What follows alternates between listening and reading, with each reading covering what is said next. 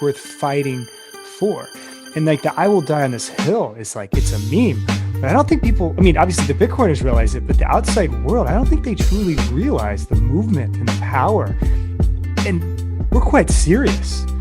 We will literally die for this if we must. If they made Bitcoin illegal all over the world tomorrow, punishable by death. Come and take it. Come and take it, bitch. Yeah, come and take it. Yep. I'm not giving you my Bitcoin. And what's more, that's the whole very interesting aspect of like the private property. It's truly private property. It cannot be seized. Like you cannot seize it. Like inflation, they are stealing our wealth without us having a say in it, without us even realizing it. What happens whenever people are on a Bitcoin standard and the government tries to steal your wealth? They can no longer do it in a sly roundabout way via inflation. They have to directly come at you and take it.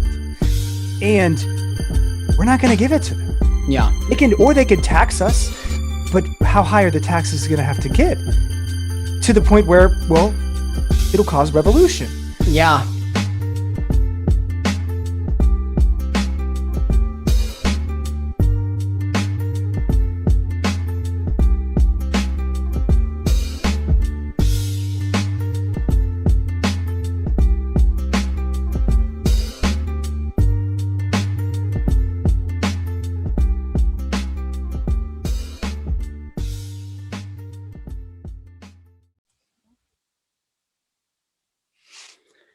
All right, Mr. Michael Atwood, I'm really looking forward to having this conversation with you. How are you doing, sir? I'm doing great, man. Thanks for having me. Yeah, for sure. So for those watching who are not familiar with who you are, maybe on Twitter, can you just give an introduction of yourself and what you're doing? Yeah. I'm Michael Atwood. I'm, more or less a pleb. I've been focused on Bitcoin for, I guess, the past 4.5 or so years. Fell down the rabbit hole like we do, and have been developing an app called Oshi that kind of helps facilitate local commerce using Lightning as the payment rail. And we can get into that, a little more later. But that's effectively me. And Michael also has these awesome shirts he made. You got to show that shirt. Run the numbers. Yeah, run the numbers. Yeah. It's cool. I was at BitBlock Boom last year, and I had like the first iteration of this shirt. It kind of looked like shit, but Parker Lewis was like, dude, I love that shirt. And I was like, hey, you want one? I got one. He's like, yeah, let's do a shirt swap. So I got like an Unchained Capital shirt. I gave him like the first iteration Run the Numbers shirt. And then he kind of, put the bug in my ear like, man, you should like mass produce these things. So I did. I made, I think like 500 or 600 of them, sold like a little over 100 of them myself. And then I was just going to donate them to the Austin Bit Devs, but Parker Lewis, he was like a stand-up dude. He's like, man, I'll buy them from you. That's awesome. So he bought them just at cost. I just sold them at cost, right? And he distributed them out to Austin Bit Devs, and it was super cool seeing everybody at the Bitcoin 2021 conference like wearing these shirts. Really, it was really cool. Yeah, no, that's awesome, man. It's one of the very unique things about Bitcoin, especially compared to any other, crypto community I know, is the people involved in Bitcoin are very ideologically aligned. And as a result, it's really easy to just make friends with people in the space. We all care about minimal government, if no government, which I prefer the latter. And, sound money just leads to all of these different paths of prosperity in life. And, if human beings can if we can restore saving and people can just save for things again and plan for their future again, then we will have radically changed the world by our lifetime. So I want to jump into Oshi, and I know we planned on talking about it a little later on, but I think it's such a cool service for maybe a local business that wants to start adopting Bitcoin. And I don't see anybody else doing anything exactly like what Oshi is doing. So you just want to, can you just elaborate on what exactly Oshi it is and how it helps merchants with Bitcoin adoption? Yeah, absolutely. So I guess before we get into like the details of it, which like I said, I'd love to share, we can just kind of look at it from a high level. Back in the early days of Bitcoin, but before my time as well, there was something called a Bitcoin faucet. So the miners would accumulate these tokens, they would be mining them on their laptops or even like GPUs, and they wanted to kind of spread adoption of Bitcoin. And they did come to a crossroads where it's like, well, if we're just like hoarding all these coins because we think they're like, the future of money, which there's nothing wrong with saving, right? But they wanted to like get people using it and getting people to understand it. So they would, and there would probably be other reasons too. So they would just create these websites. They called them Bitcoin faucets. You would go there, you would deposit, you would put your Bitcoin address there, and they would actually like send you coins, so that people would have coins to send around and play around with. This was generally speaking, before they had any real like before they were pegged to like the dollar, let's say, or before they had any real like monetary value, so to say. And with Oshi, what we're trying to do is turn every small business into a kind of like a next generation Bitcoin faucet, right?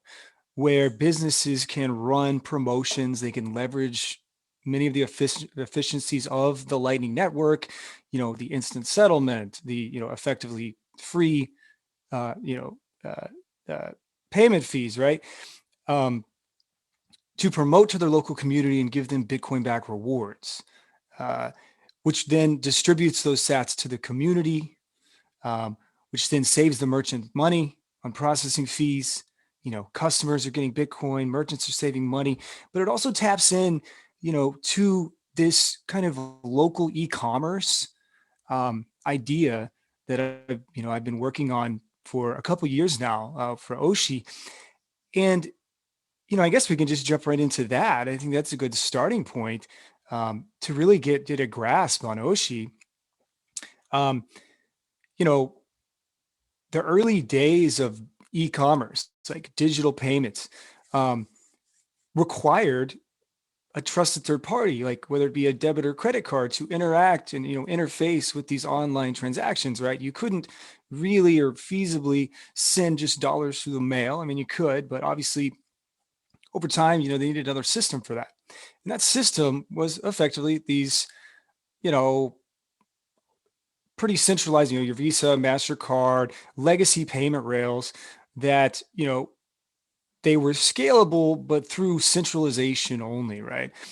Lightning enables payment networks that are highly scalable while still remaining, distributed, decentralized, right? Where you could have instant and effectively free transactions without that trusted third party, right? Um, but effectively, there's just these payment processors. They provided a very valuable service, whatever no other real alternatives existed, right? Um, it was it was an interface to send and receive payment data over a digital medium effectively, right? Because this system that they're using, it's not the internet of money like Bitcoin is. It's merely just the internet, right? So they send payment data instead of actually sending true value. So the discovery of Bitcoin, has led many, myself included, to question not only that sustainability of the legacy payment rails, but also challenges that collective assumption that these payment rails are even necessary at all, right? Which If they're you not have, anymore. right, exactly. So if you have, something like Lightning Network, right? And the increasingly, it's being increasingly, developed, and there's infrastructure being built around it, things like Strike and, all these different implementations of it, right? You could now argue that the legacy payment processors are not only becoming increasingly unsustainable and unnecessary, but they've actually fallen into obsolescence, like probably unbeknownst to them. I mean, maybe they're starting to realize it, but their relationships to merchants and consumers by charging like these payment processing fees for what was then, the only show in town to process those payments online, right? It's gone from this mutualistic relationship with customers and businesses to entirely parasitic, right? And Lightning Network has come into the picture as this, well, really the only viable, sustainable alternative, right? And I would argue, you know, I call it the e-commerce paradox.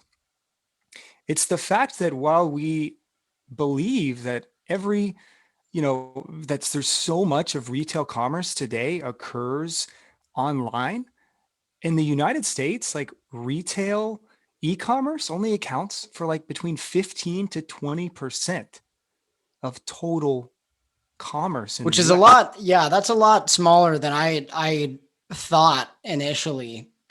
And Right. so it begs the question, the other 80 to 85% is still in person. And Right. with that being said, more and more people are adopting Bitcoin, obviously, because more and more people are just buying it. And Right. eventually they're going to want to spend it. And that opens I guess, the opportunity for, like you were saying, for the actual Lightning Network to compete against traditional, payment processors. Right. So I want to dive into that. I want to compare the two. So let's compare something like PayPal, right? Mm-hmm. Or any payment processor that's centralized, one company Right. centralized, and Oshi and Lightning in general. How do those two Right. differ, and why is Lightning better? And what does Oshi do to, differentiate itself? Yeah. So the way I view it, I kind of look at it as, in cyberspace, code is law, right? And, you know, software applications operate, um, well, like code defines how software applications operate independently, and a network protocol defines like the entire landscape in which these applications operate together.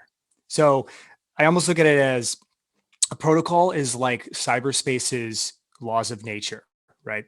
And how the payment systems of today, the legacy payments universe, legacy payments cyberspace, instead of creating this robust, distributed, interoperable payments network, much like the internet, they've actually managed to create just the opposite, right? So to your point, like PayPal, um, it's not interoperable with like, Cash App, right? It's not interoperable with open networks like Lightning. These are all closed, walled garden platforms. But because of that, they were able to become more efficient. As centralization typically enables, right? But it does so at the cost of freedom or interoperability with other platforms. If they can get your money onto their platform, you can do a lot of cool things within that platform with the money, right? Like if you're on Venmo and I'm on Venmo, I can send you money instantly and for free, right? But the money didn't actually move. The money stayed in their bank on their platform, right? What Lightning enables is for money to move throughout all these different platforms, right? They've created their intranets of money, right? They're centralized services, much like you had the intranet, um, as opposed to internet back in the day. It's almost like blockchain versus Bitcoin. Like Bitcoin is open and free, and Lightning Network is instant, interoperable with any Lightning wallet. You can send and receive money. You don't have to be on a certain platform, right? Um, that's a really big deal. So effectively, these little intranets of money that PayPal or Cash App have created, Venmo, they can effectively bend the laws of nature of the legacy payment system. They can effectively like change the rules so that they can do really cool things within their particular ecosystem. But if they have to use the legacy rails, like the payments universe, the legacy payment rails, they are effectively like hampered. Like you got to send an ACH transfer, right? And it might take time to actually settle and all these things. So these platforms seem to be just getting bigger and bigger and bigger. but it's so that they have to interact with the legacy payment rails less and less and less. And this creates a big problem, right? Like they become very large and they basically just destroy the competition because of this platform, because due to centralization says that they can move money instantly and for free and, blah, blah, blah. Then like, how would an open network compete with that? Right? Like how would a free market, um, but Lightning, you know, changes the game with that, right? And like what Jack Mallers has done, um, providing that infrastructure for people to, I kind of call it like a Bitcoin Venmo in a way, that's open for to everyone. Like I scan an invoice and I effectively pay it from my checking account, right? Um, Yeah, yeah, I think the implications of that, of having, really no centralized party interacting with the transaction between two people, the implications of that are huge. And right, yeah, you brought up a good point. El Salvador, as I'm sure everybody listening is aware, I mean, problem solved. I mean, you don't have to have all of these traditional legacy systems screwing people over so much with these high transaction fees, these high international transaction fees. And right. that's a real good thing. And I believe Jack said their economy is like, was it 40% remittance based? Some huge number, like Yeah, 40% yeah. remittance based. Yeah, I think it's Yeah, like 20 something percent, but then like the remittance fees are, up to 50%. And that's just unacceptable, it right? is. It Like, is. So let's just use an example of a more local setting with Oshi. So when you and I and we were out with a bunch of people the other day, we went in and I bought a drink. I forget how much I think it was like $24. We was in Miami. It was a very expensive drink. it was a nice drink. Yeah. It was a fiat drink. Well, I mean, it was a nice drink. It didn't taste like a Right. fiat drink, but the price was for sure fiat. Right. But so it was like $24. And then all I did with Oshi, this guy, he's willing to accept Bitcoin now and use Oshi. And he just pulled his address up. I pulled my Lightning wallet up. I scanned it. He got paid in like 2 seconds. And I want to say around $10 in sats back, which is around Right. 50% of the actual cost. Right. My numbers may be a little off there, but I guess my point is the thing that really excites me about Oshi is A, I want to see the world not use money with all seeing eyes on it. And Oshi helps, or any other Lightning app helps us get off Right. of that. Like that is the end goal, to not use this shitty fiat currency, which enslaves us all. Right. That's really cool. And then the other cool thing is the Sats batch rewards are higher than any other option I've seen. I mean, you have Right. Fold and other companies as well, but Yeah. they're uniquely high. So you want mind just elaborating on that? Yeah. It really just depends on the merchant, right? So I guess we can back up just a touch. My opinion is that one of the major reasons why e-commerce, like retail e-commerce percentage, is so low, like I said, between 15 to 20% in the United States. I think one of the major reasons for that is simply because the processing fees whenever you're selling online, like a card not present transaction, are far higher, than whenever you actually just swipe that card in store. And that is, a product of the payment processors today. Like if you use Square, for example, and of course, they provide other merchant services, the POS and all sorts of stuff like that. But if you use Square, you're getting charged as a business 2.6% plus a 10-cent flat fee. Right. So if you're a coffee shop, for example, and this will vary depending on what you're selling and what type of business you are, what your chargeback rate is, and so on. But if you're a coffee shop and you're selling $3 cups of coffee, using Square, you're looking at about a 5.6% processing fee every single coffee you sell on that $3 transaction. As a small business, that's just a cost of doing business now because everybody uses their credit and debit card. It is, more efficient. It is faster than say using cash. Um, However, it comes at a cost, right? And the customer also pays those costs. They just don't realize it. Um, so let's say that cup of coffee effectively costs the merchant 5.6% more than it would normally cost if you were giving them cash due to those processing fees. That is reflected in the price of that cup of coffee. Like it does eventually reflect, right? Um, Sure. so the customer is also, effectively shooting themselves in the foot. I mean, an interesting statistic, let me see if I can find it here. It's something like there was a report in 2010, right? Whenever like all of these credit card cashback rewards programs were like really sprouting up, right? You had like the points guy like talking about, oh, like you get like 10 different credit cards and you do all these points, you do all this shit. And he got everybody to start only using credit cards for everything, right? To earn the points back. It's like a ruse because the reality is, so they did a report. The Federal Reserve Bank of Boston in 2010, right? For what it's worth.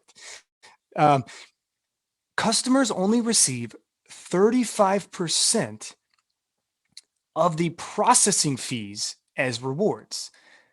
So every time they swipe that card, even though they feel like they're getting like, oh, I get like, 3% back, of that 3% back that you feel like you're only getting like 35% of that truly, because you're actually paying for 75% of the processing fees, like that basically, because the prices were raised, right? Like the merchant had to raise prices like indirectly. It's just the way it worked out, right? Like their fees went up, or their costs went up due to processing fees, so they naturally raised the prices of their goods or services. And that adds up over time. And I would imagine, Yeah, most people today don't really use that much cash. And if they're swiping all day, every day, I mean, right, that's that small little 3%, 4%, maybe even 5% for a small purchase. right. A year of purchasing would certainly add up, I would Yeah, it, imagine. it definitely adds up. But the interesting is, even if like you're swiping your card and it's the bank says you're getting 5%, like say you're getting 3 or 4%, the reality is, like I said, you're only really getting, after you pay for the processing fees that are embedded into the cost of the item that you just purchased, you're really only getting about 35% of that 2% that they say you're getting, because you're having to pay for the remainder. So you're effectively getting nothing. That money is just being siphoned 1, 2, 3, 4, 5% at a time outside of your local community and into the pockets of the payment processors and the major banks. Like, what's more, these major banks are getting more and more powerful, right? I Right. mean, like, effectively, I have some stats here. I mean, like, Yeah, pull these, them up. Feel free. yeah, I'd yeah. love to. So, I'd like to have these as information dense as possible. So feel free. yeah, yeah. And I know we're just really going on a tangent here, but like, let's look at like 2008. So the banks with less than $1 billion in total assets accounted for 85% of all the bank failures, right? These are like smaller local banks, and small local community banks are the primary lenders to small businesses, right? So the mega banks, are increasingly involved in like speculative trading and like corporate interests, the financialization of the economy, right? They do not support small businesses. It is a massive gap. So as we saw in 2008, all these small banks dying, and they're continuing to die. The big banks are getting bigger and bigger and bigger. That means less funding, less lending, less financial services are going to the local economies, the small businesses, the entrepreneurs, and becoming increasingly, more involved in like major corporate interests. Like, and I'm not anti-corporation. I'm just saying, like, it's just kind of rigged though. So here's an interesting stat. Like, community banks provide 40% of small business lending, even though they only have about 13% of the banking market share. So they provide almost half of the lending Hmm. with just like 10% of the total market share of banks in the United States. So meanwhile, just the top four banks alone, like Bank of America, Citigroup, JP Morgan Chase, Wells Fargo, they control 41% of the banking assets. Four banks, but supply just 16% of small business lending. So community banks Hmm. provide the lending, they provide the support, to local businesses. Like, whereas basically major corporations or major banks are basically in bed with the financialized economy and major corporate interests. So every, With the yeah, government. Yeah. whatever it may, Banks are basically extensions yeah, of I the mean, government at this point. The right. major I mean, banks whatever are. it may Yeah. be, right? It's regardless, you're seeing money exiting, um, exiting these small businesses, these local communities in the form of payment processing fees, bank fees, and so on. Every time you swipe that card, I want everybody to realize not only are you paying more as a customer to make up for those processing fees, but you're siphoning wealth from your community. It is leaving your community and it's going to the very companies and corporations, whether they're doing it intentionally or not. It's going to the corporations and the companies that do not have the small business community in their best interests. And they actually have the major corporations in their best interests, which are indirectly or directly destroying the backbone of America, which is a small business. So Right. is it any surprise that America is just becoming increasingly spineless, right? Like, our backbone is gone. It's being destroyed. Small businesses are dying as bigger corporations Yeah. are getting even larger. And with all these lockdowns, right? Online retail commerce increased like 30% year over year. And guess who benefited the most from that, right? Major corporations, the major online retailers saw an increase in their market share by 5% during this time. So not only was it already like online retail commerce, only 15%, 15 to 20%, right? Of retail commerce in the United States is online, but like Amazon dominates that by like 40%. You have like Walmart, 20% of it. I don't know exactly what the number is for small businesses that actually account for online retail commerce, but I would say it's definitely less than 5%. And the gap just grew wider, right? Um, that's a problem. So what Oshi aims to do is we go to businesses and we say, look, we can process your payments for a flat 2.6% using Lightning Network as just our native payment rail, right? But we'll also give back 1% to your customer in Satoshis instantly.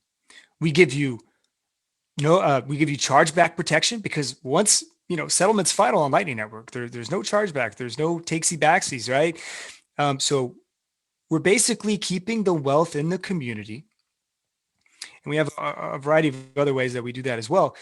We're giving sats back to the customer. We're helping the merchant save money. We're giving them basically chargeback protection and instant settlement. But with this, using Lightning as a payment rail, since we have final settlement, instant settlement, and we can send micropayments and microtransactions, we can distribute affiliate commissions. If you sign up the business, you receive a commission off every single sale they make through the Oshi app. If you sign up friends and family, you can make a commission off of every single purchase they make through the Oshi app. Because we know that once that purchase is made, no one can call up the bank and return it, right? So we can distribute those sats, no matter how small of an amount it is. We can stream sats to everyone in your community. The businesses can run promotions that they've never been able to run before because maybe they couldn't make their own app. Maybe it wasn't feasible for them, right? So let me deep in here. So the business, it's 2.6%, which is typically lower than, especially for small Right. purchases. The customer gets sats back, and then does the business get any sats as well? Do they have an option to like stack on their own, or? Absolutely. Yeah, absolutely. So the business has the option to either receive 100% of the payment in Bitcoin, or they can receive any percentage of that payment in Bitcoin. So the customers would effectively be paying with Strike or their own Lightning wallet. I know it's a tall task for them to spend with their own Lightning wallet at the moment, but we're positioning ourselves for more and more, companies like Strike to provide these services, um, so people can easily pay from their checking account, right? So effectively, you have, um, they're paying with Lightning, and the business is receiving the Lightning payment, but they have the option to receive either dollars or Bitcoin, any percentage they want. So we're also like much like the El Salvadoran government wallet that they're going to be instituting, where you can actually you can actually pay in Lightning, but the business doesn't have to actually receive or hold Bitcoin. They can receive a portion of that in dollars. And for a business, especially like in the Western world, like that are still reluctant to, brave some of the volatility of Bitcoin, right? Whether it be due to lack of education or whatnot, or just the fact that they have bills to pay and they need to know how much income in the short term, right? Sure. It's not We always feasible to take, right, payments in 100% in Bitcoin. Yeah. absolutely. So we open the doors for them to start putting Bitcoin on their balance sheet, one sale at a time, 1% of each sale at a time. Um, and I think that's really like how hyper Bitcoinization starts. As the network grows, these businesses will also begin to see the benefits and holding a small portion of each one of their sales in Bitcoin. Um, and that's how you orange pill not just a community, but an entire city, an entire state, an entire nation, much like the guys at Bitcoin Beach did. They started small. Yeah. Yeah. Yeah, they did. I mean, it all started with, I believe it was just an anonymous donor who apparently had a shit ton of Bitcoin and, started Bitcoin Beach. And now the president of El Salvador has laser eyes. Exactly. So things can escalate quickly, right? They can They escalate very can. quickly. That's Yes. right. Yeah. So, well, hey, man, thank you for, just briefing us on Oshi. I do really look forward to seeing what happens with this in the future. Yeah. It's helping people spend Bitcoin and use it in this awesome new parallel economy that we're creating. It's turning the businesses into little hodlers, and it's also turning newbies to new hodlers as well. So I think that's a That's right. net plus for the world, really. Yeah. And we'll be launching Um, in El Salvador as well using the Bitcoin Beach wallet. So we're going to provide services uh, effectively like e-commerce platform, Lightning native for the people of El Salvador. Probably like have many of them ever experienced e-commerce before without access to financial rails and banking systems, right? How many people are unbanked in El Salvador or underbanked? Have I, they ever yeah, experienced e-commerce? that's a good question. I What mean, happens when they do? Are they yeah, going to be a shining example of what local e-commerce can look like over Lightning? And we're going to test that out. We're going to be launching there in the next few weeks, so it's going to be exciting. I didn't know you were launching in El Salvador. We are, Oh yeah, man, that's yeah, new. That's yeah, awesome. yeah, Congratulations. yeah. That's very cool. It's gonna be cool. Yeah, we're basically taking the Western track, the Western world track, right? Where, you still need all this KYC and all this stuff, but we're not going to leave them out. Like we have services that we provide to businesses there, but we're also looking ahead to what the world will look like in a Lightning denominated or a Bitcoin denominated world. We're interoperable with effectively any wallet that can generate invoices via API key, whether that be BTC Pay Server or Bitcoin Beach Wallet. Um, whatever the case may be, we work on that too. So it's Yeah. going to be exciting. No, that's super exciting. That's super exciting. And it's really cool. I mean, I've talked with other people about this too. Man, I'm sweating in here. It's hot. Um, but yeah, I was talking with some other folks about this, and to me, it almost seems like, the Western countries have had their decades and really their century, more or less, of prosperity. And that's coming to an end, clearly, Right. um, and especially the United States. I mean, it's just, it has all of the textbook indicators of a falling empire. It's got, hyper expanded military, social Mm-hmm. degradation, collapse of the money Mm-hmm. supply, loss of faith in the political system, all these things, right? Right. And Latin America in general, and I can especially speak about this because I've got my roots here in Mexico. Right. Uh, they really know what it's like to get screwed over by the government and by banks. And Right. I know here in Mexico in the 90s there was bad inflation. Argentina has hyperinflation like basically every decade, right? And Right. El Salvador, they don't even have their own national currency. They have to use the US Hmm. dollar. Brazil, tons of inflation. All Right. these countries just have gotten really screwed because of this messed up monetary system. And it's sad. A lot of the people there do not have a whole lot of money. And man, it's such an inspiring thing to see that this magical internet money that all of us are just shit posting about on Twitter all day. I mean, a pleb, right? Jack Muller spoke with the president of a country at this point. We Hmm. have a country Yeah. now, which is really cool. Right. So, anyways, I guess my point in that is I feel that these roles are almost going to switch, because to me, it seems like, at least in Mexico produces a lot. It's a big producing nation. And if these Latin American countries can have a sound money that can't be debased, then I picture a lot of prosperity happening. Yeah, I completely agree. I've always been pretty bullish on Latin America. I've visited a few times. Um, they some areas have already hit rock bottom. They are ripe to adopt some form of Bitcoin standard and experience the unparalleled benefits from it, right? Like they are ripe for that. Whereas in the United States and other, areas, the Western world, the developed world, um, we are kind of still drinking our own Kool-Aid. Um, and I think, I'm hopeful that some countries, um, even the United States, sure, I mean, maybe the central banks will fight it, but the people ultimately determine what happens. And, if you can give them enough incentive to use it, where you don't need a government to force them to use it, which is effectively, what's happening in El Salvador, could be way worse, of course. Uh, but if you can provide enough incentive where the people want to use it, or maybe the people don't remember what it was like to be without it, the efficiency gains are so great that you're going to have to take it from their cold dead hands.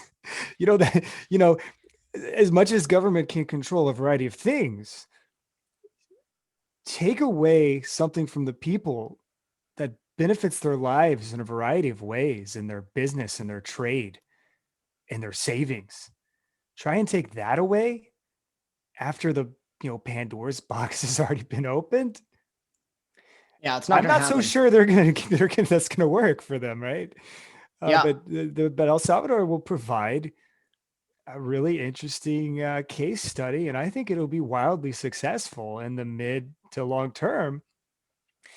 And it'll provide a shining example of what true freedom and economic self sovereignty can look like on a Bitcoin standard. And the coolest thing is that like Bitcoiners, we have maximum skin in the game, and El Salvador has just joined us, and there is nothing more than that I want to see than El Salvador and other Latin American countries and any country that is pushing for Bitcoin adoption. There's nothing more that I would rather do is than help them succeed in this, because anything to grow the Bitcoin network benefits me. I mean, this is game theory too. Like it'll benefit the whole world, Exact. but it'll also Yep. benefit me Dude. and every person there. And these, like I True. said, these people can get in on the ground floor. They can get their piece of the Bitcoin pie before things take off. And that is going to lead to quite a shift, in powers of the world too, you know. Yeah, they definitely, I think there's a strong chance that El Salvador could be, I mean, one of the wealthiest countries on earth within like Right. 20 Yeah, years. I hope so. That would be Like, amazing. and some people would call us crazy for saying that, but yeah, I think that's entirely possible. The only thing I'm concerned about, well, I have a few concerns about it. But I picture defense being a serious issue of theirs. Latin America is kind of a crazy place Mhm. sometimes, and if there's this small country comprised of 6.5 million people Right. only, they better have a really good defense system. Right. So, but you also brought up a really good point regarding the game theory, and the beautiful thing about Bitcoin is it like once you buy a Bitcoin and you see the NGU technology, right, the number go up technology, Mm-hmm. you you have a little more conviction, I think. And if you hold something of your own, obviously you want other people to hold it too, and that's totally Right. fine. Um, but the fact that this thing, I mean, it's literally designed for rapid adoption, Mm-hmm. because you have an incentive, a personal financial incentive to get the rest of the world on board. Right. And aside from that personal financial incentive to get the rest of the world on the Bitcoin standard, combine that with a true, like moral, like personal moving incentive for a free world that's not controlled by these evil central banks, not Right. controlled by these politicians who can just pay for anything they want by the stroke of a pen. We're motivated by that world as Right. well. Right. And so the combination of the two is really cool. And Yeah. And not to go on too additionally, much of a rant here, but I remember at the conference, somebody brought up a good point. They said, Bitcoin, obviously it's not a religion, but it has many similar aspects that religions do. And I'm okay is with that. I Bitcoin used not your religion? I think it I might be mine. well, here's the thing. I mean, what a religion, it's one common Yeah. ideology that Right. unites many different people of many different backgrounds. And Right. I Right. think one of the key characteristics of a religion is a lot of the people who believe in that religion would be willing to die for it. And if you Right. have a group of people who are so committed to something that they're literally willing to lose their life for it, Right. that's how, I think that's how we will actually have this thing change the Right. world and not go away. This Right. thing's not going away. I will die Yeah. on this hill, as I'm I sure will everybody die on else will this hill. too. I will die on this volcano. Yeah. Yeah. I mean, I've said this before. I mean, our generation, I don't know if we've ever truly like empathized and fully understood what it was like or what it is like. And by our generation, I mean like from the United States, let's say, what it's like to truly fight and be willing to die for freedom, because freedom was basically just granted to us by those that were willing to do so, right? We've grown pretty desensitized. We've just really taken it for granted. Bitcoin is something that over the years, for the first time ever, I began to understand what people may have felt like, whenever they're, say, storming the beaches of Normandy, right? Realizing truly like what you're fighting for. And although you have no intention of dying, if it happens, it happens because it is worth dying for. It's worth fighting for. And like the I will die on this hill is like it's a meme, but I don't think people, I mean, obviously the Bitcoiners realize it, but the outside world, I don't think they truly realize the movement and the power. And we're quite serious. We will literally die for this if we must. If they made Bitcoin illegal all over the world tomorrow, punishable by death, Come and take it. Come and take come it, find, bitch. yeah, come and take it. Yep. You're I'm not giving you my Bitcoin. And what's more, that's the whole very interesting aspect of like the private property. It's truly private property. It cannot be seized. Like you cannot seize it. Like inflation, they are stealing our wealth without us having a say in it, without us even realizing it.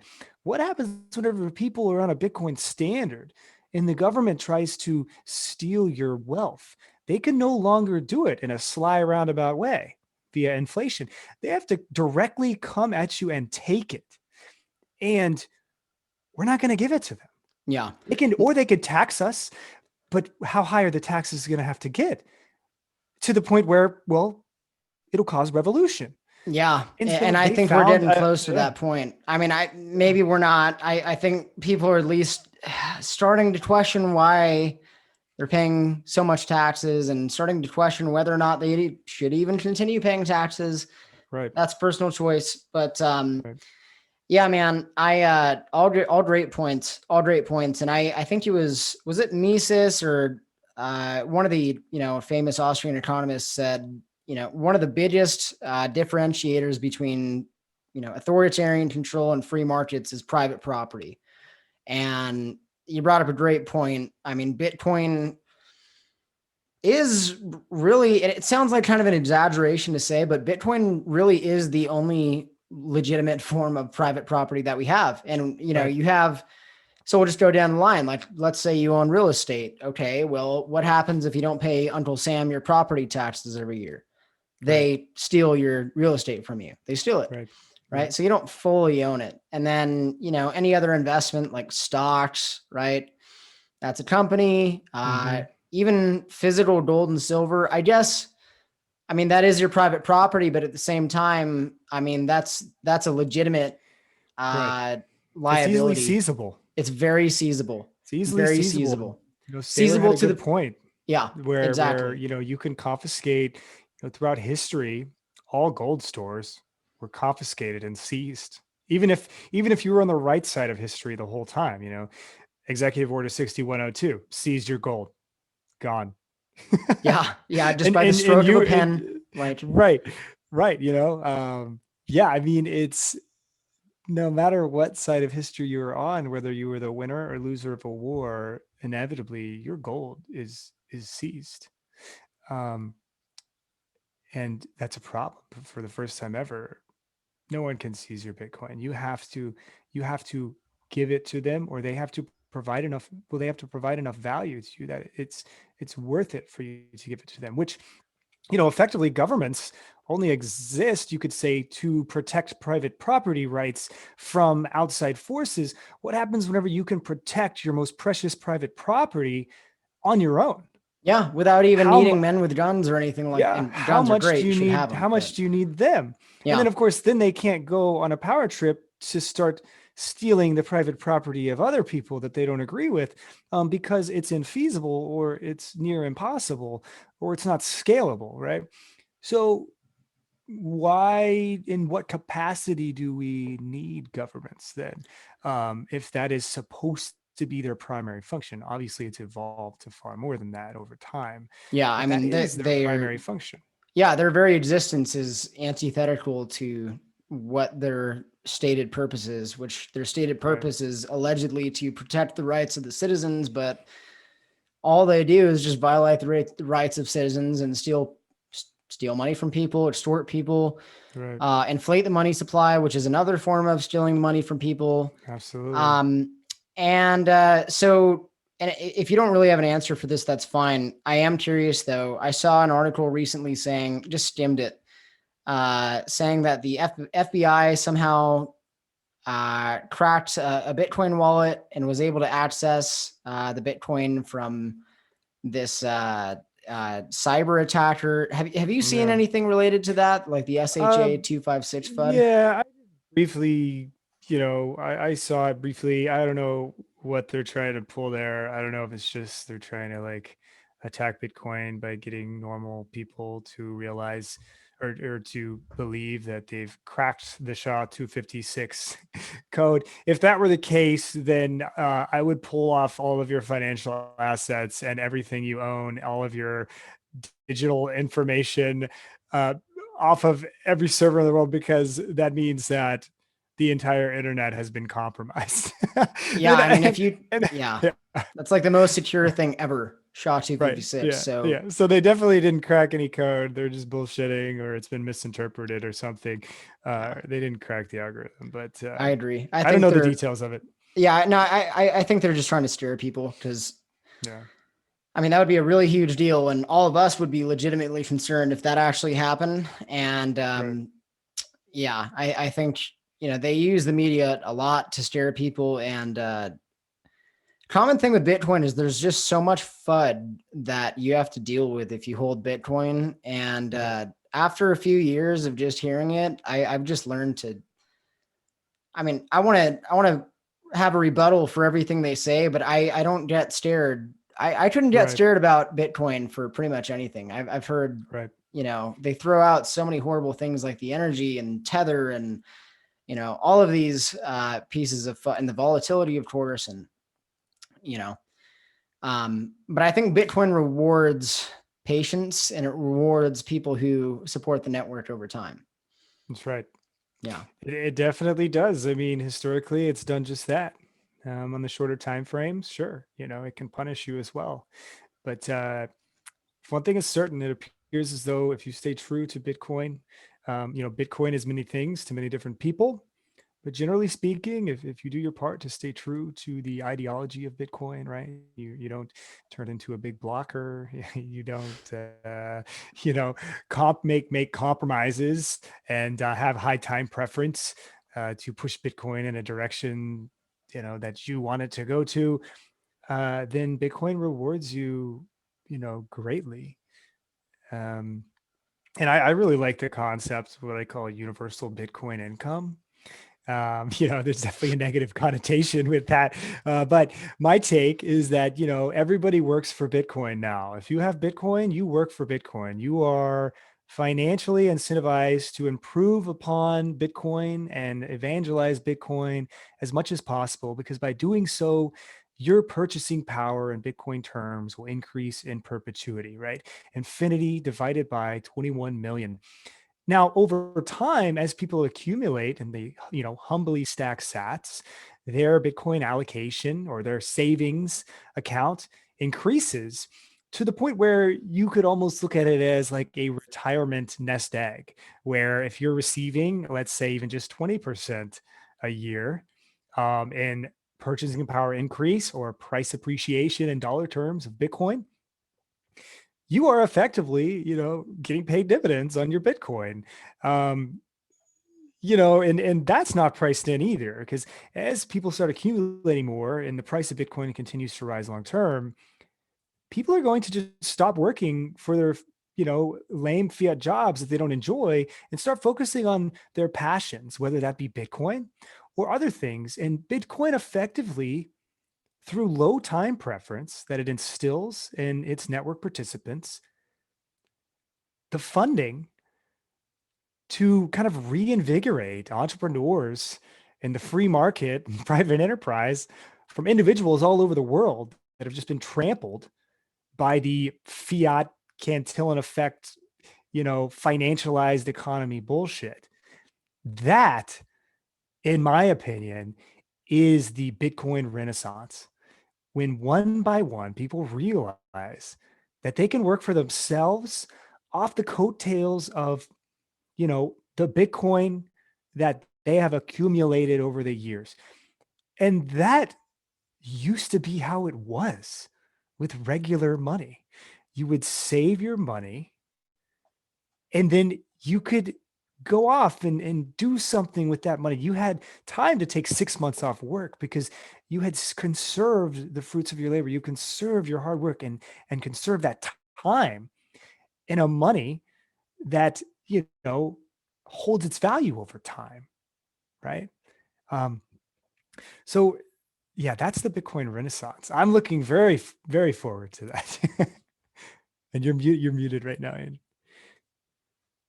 That's my eternal curse, as I always talk when I'm on mute. I'm back. No, man, I have the same vision, and just I can't wait to read the Fiat Standard. By the way, because I bet Saifedean Ammous, author of the Fiat Standard, I bet he just talks about this a lot. But the social toll that fiat currency takes on human beings it's like near torture. You know what I mean? You're separated from your family, right? Because both of your parents have to work now. And they're even that with two parents working, they're still stressed about paying the bills, Mm-hmm. right? Mm-hmm.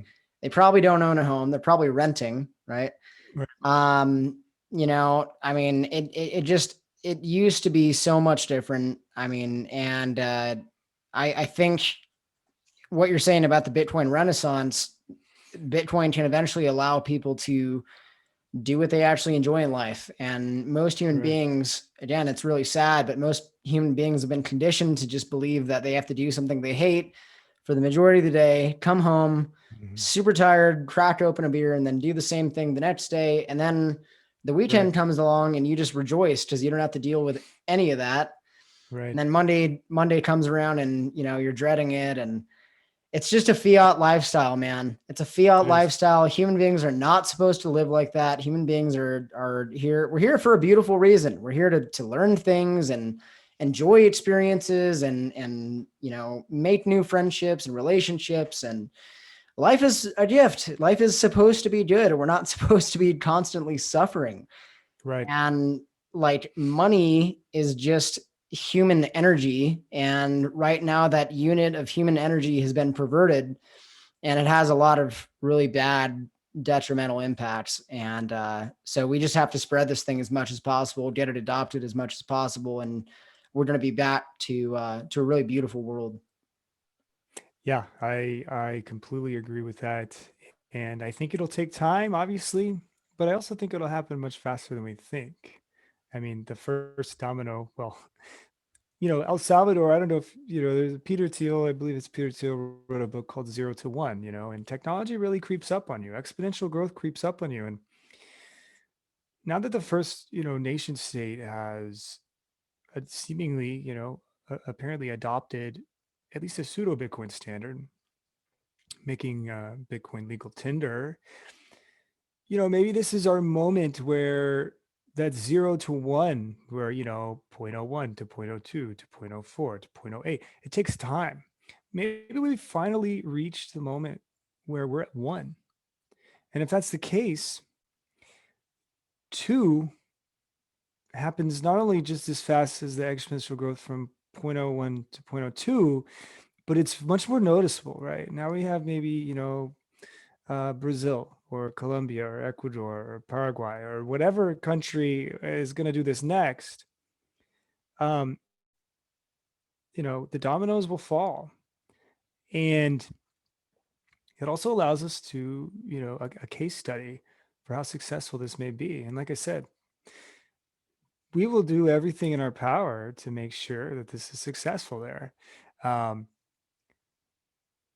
has a country ever had so much global support from a group of people and freedom loving, ideological maximalists? Has any country where you don't currently reside in that had support from people that don't even live in their country That's a all great over the question. world? Financial support, like supporting freedom, like, has that ever really existed?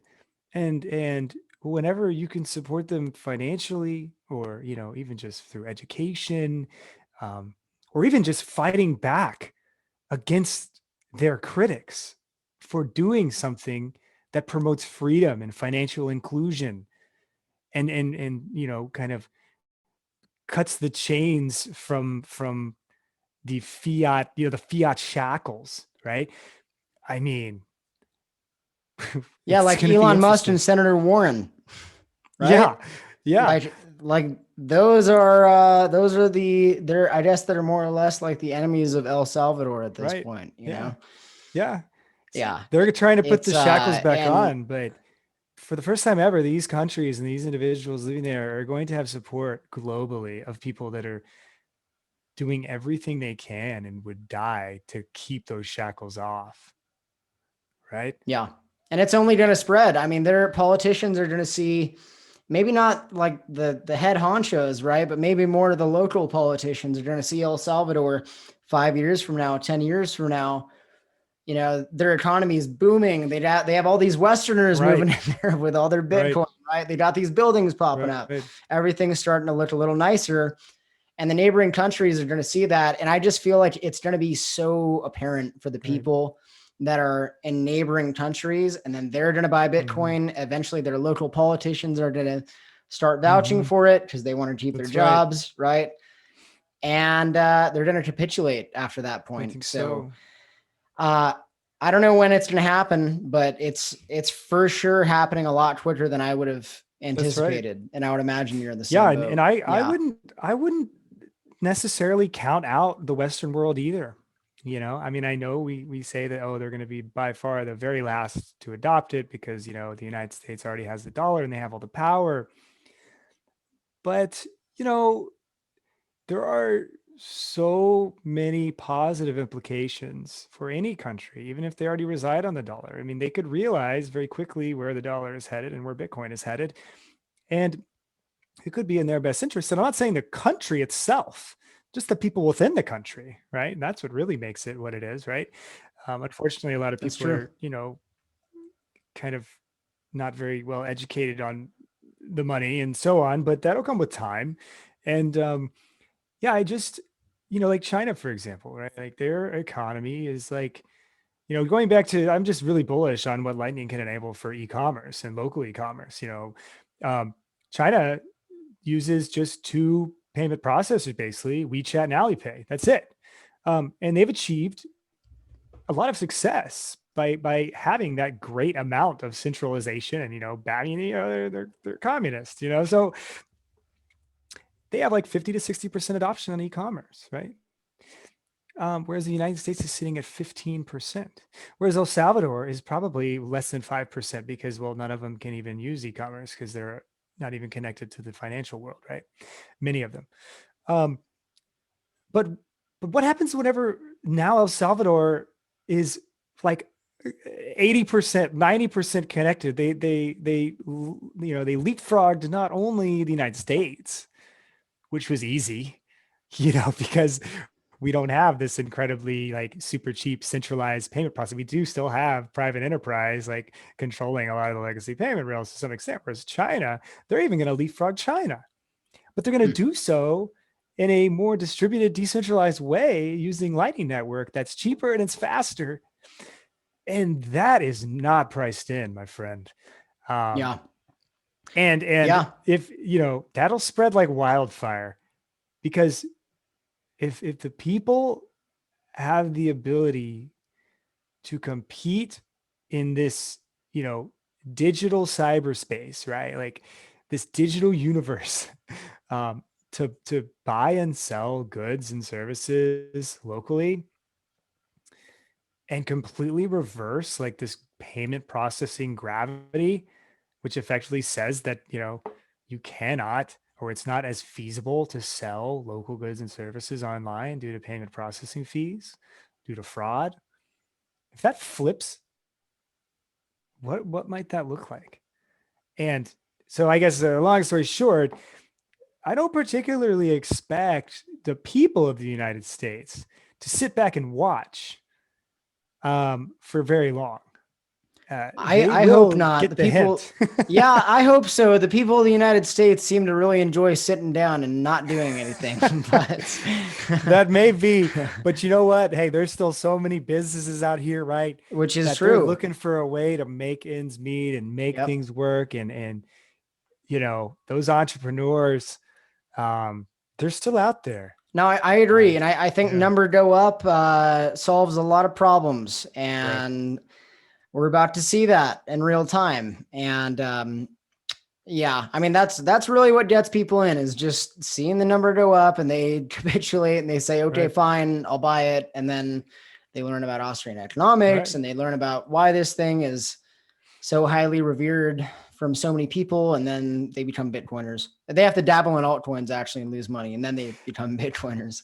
Yeah. I mean, another point is like this country, El Salvador, is effectively getting orange pilled right away, not just a Bitcoin from like a monetary asset perspective and a savings perspective and, screw the central bank perspective.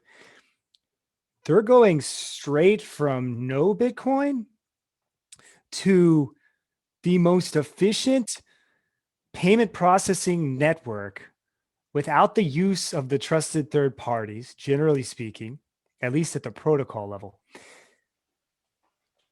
What is your shitcoin going to do with that?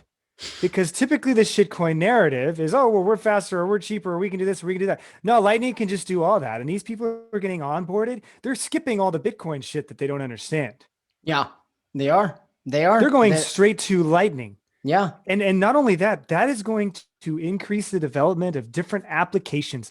These Lightning native applications don't have to be distributed and decentralized. They don't have to have a blockchain. They just need to be interoperable with Lightning services, with the Lightning protocol, with the Lightning network. that is going to create this massive development, I think, of all sorts of interesting ideas, different Lightning applications. Um, like Oshi, whether we're right or wrong, someone's going to get this right. Yeah, someone will. Someone will Yeah. get it right. If it's not you, it's somebody else. But Many others. Yeah. I hope it's Oshi because Oshi's cool. But Yeah. We'll see. uh, I no, there is an absolute demand for this. Payment processors are part of the legacy system. They're centralized. They charge too much money.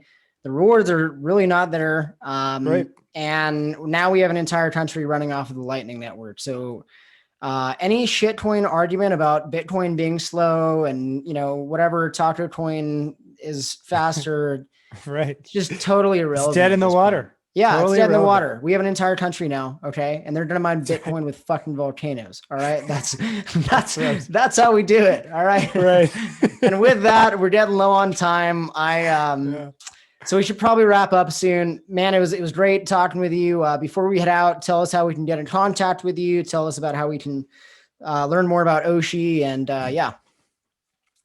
Yeah, so I'm Doota on Twitter, DOOOWTA. You can also check out Oshi app on Twitter. That's Oshi like Satoshi app. Our website is oshi.tech. You can DM me. You can reach out to me. I'm always down to chat with anybody. I'm very open about what we're doing. I'm really excited about what we're doing, and I'm just so bullish on Lightning. So if anybody's building anything on Lightning, if you want to chat about it, like I said, I would be more than happy to share with you what we do and how we do it. Um, because ultimately, like, this is what the open network's all about.